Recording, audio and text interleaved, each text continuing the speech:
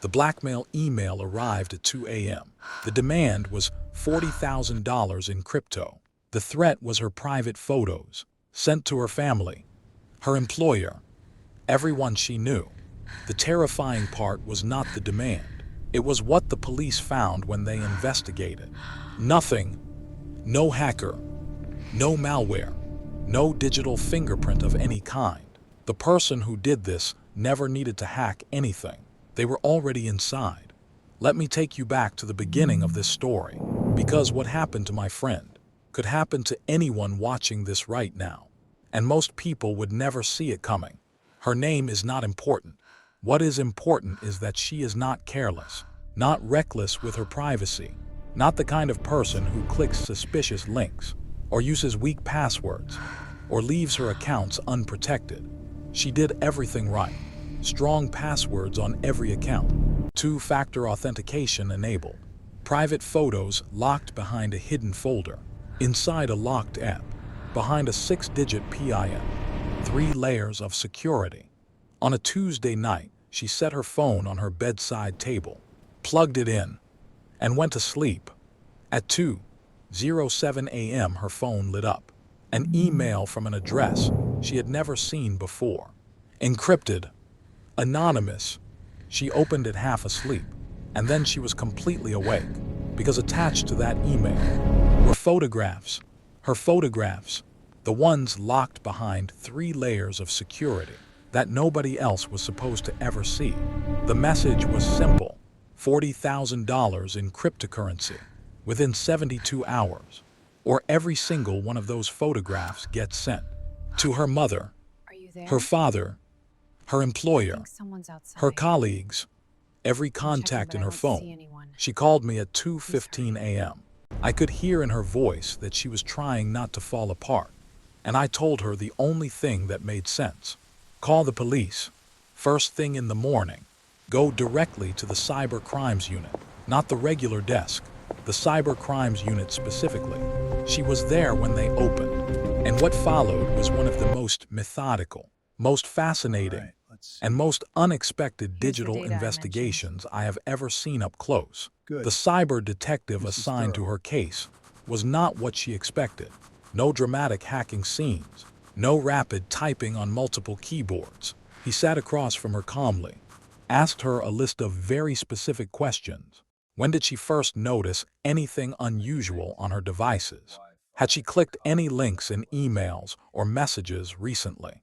Had she connected to any public Wi-Fi networks?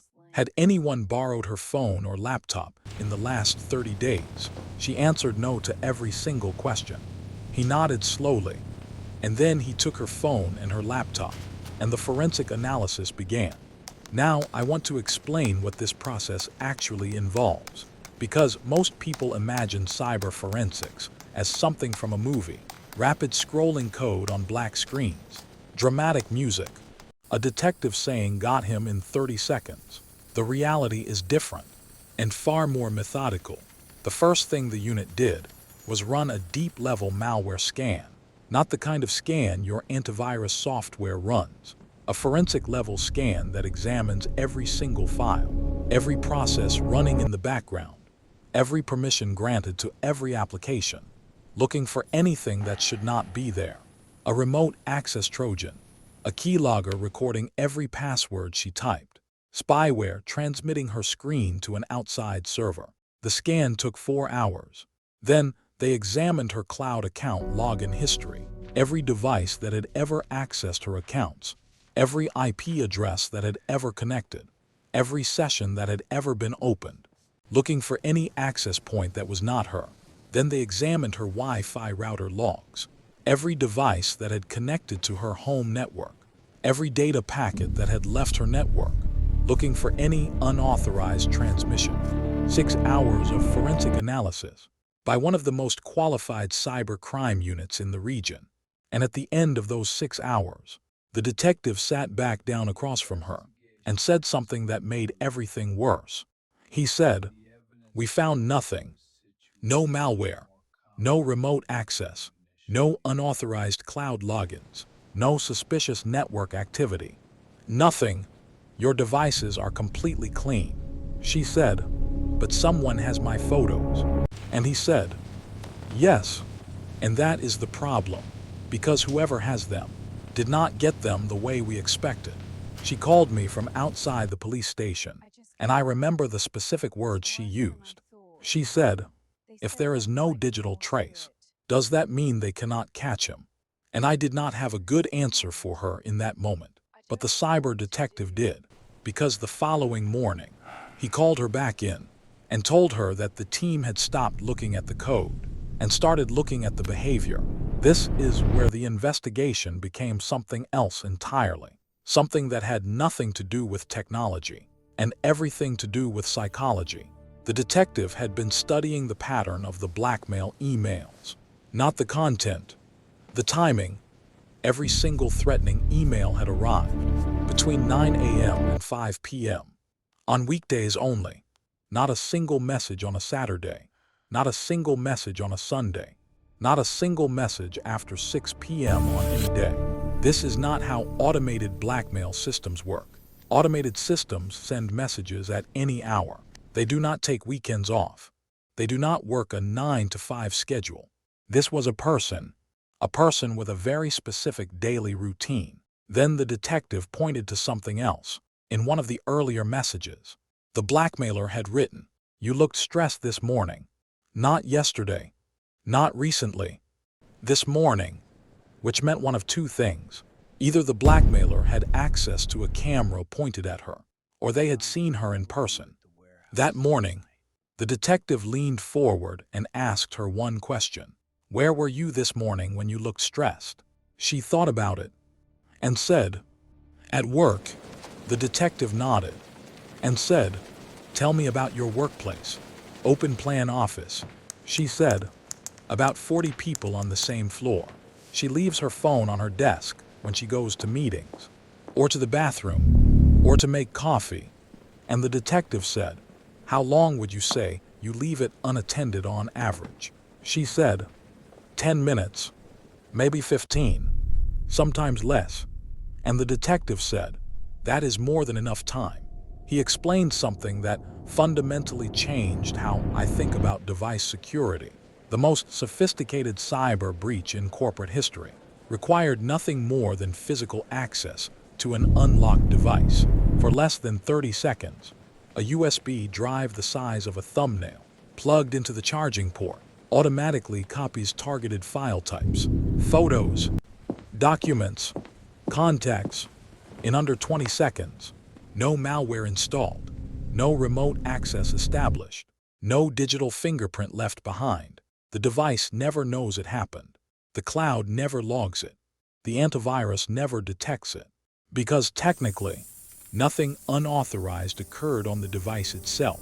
The data was simply physically copied and walked away in someone's pocket. This is why the forensic scans found nothing, because there was nothing to find. The breach had already happened weeks ago, and the person responsible had been sitting nearby ever since, watching, waiting, bringing her coffee. But the detective was not finished, because knowing the breach was physical only told them what happened, not who did it, and they needed to catch them. So they built a trap. The detective called it a canary document. You may have heard of tracking pixels in emails. The concept here is similar but more specific. They created a PDF document designed to look like a bank transfer error receipt, the kind of document someone struggling to send cryptocurrency might credibly send to the blackmailer as proof of a failed transaction. But embedded invisibly inside that PDF was a tiny piece of code, completely invisible to anyone opening the document, that when opened, made a single silent request to a remote server, logging the exact IP address of the device that opened it, the time, the location data, the device type. The detective instructed my friend to reply to the blackmailer, telling him she was struggling to complete the crypto transfer, and attaching the fake PDF as a bank error receipt. She sent the message, and then they waited. 14 minutes later, the server received a ping. The PDF had been opened. The detective pulled up the IP address data, and the team went quiet. Because the trace did not point to a VPN server. It did not point to a dark web node. It did not point to an anonymous proxy in another country. It pointed to a corporate IP address, a specific building in the city. The detective looked at my friend and asked, "Is this the IP range of your office building?" She looked at the address and said, "Yes." The police arrived at her workplace 40 minutes later. They did not go to the IT department. They did not request server access. They did not speak to management first. They walked directly across the open-plan office floor, past rows of desks, past colleagues who looked up confused, and stopped at the desk of the quiet man who always arrived early, who always stayed late, who brought her coffee without being asked, who had sat 3 desks away from her for 2 years. He looked up when they approached, and his expression was not confusion. It was the very specific look of someone who already knows. They found the USB drive in his desk drawer, still containing a copy of everything he had taken. He had not deleted it. He had not destroyed it, because he never believed he would be found, because he left no digital footprint, because he thought physical meant invisible. He was wrong. My friend never had to pay the $40,000. She never had to wonder again who had her photographs, and she never had to sit in that office again. But here is what I need you to understand, because this is the part that actually matters for you. The detective told me something after the case closed that I have not been able to stop thinking about. He said physical breaches like this one are significantly more common than remote hacking and almost never detected because people protect their passwords and their Wi-Fi networks and their cloud accounts, but they leave their unlocked phones on their desks every single day without thinking twice. So here is what you need to do, starting today. Number 1, enable your screen lock timeout. Set it to 30 seconds or less. Most phones default to 2 or 3 minutes.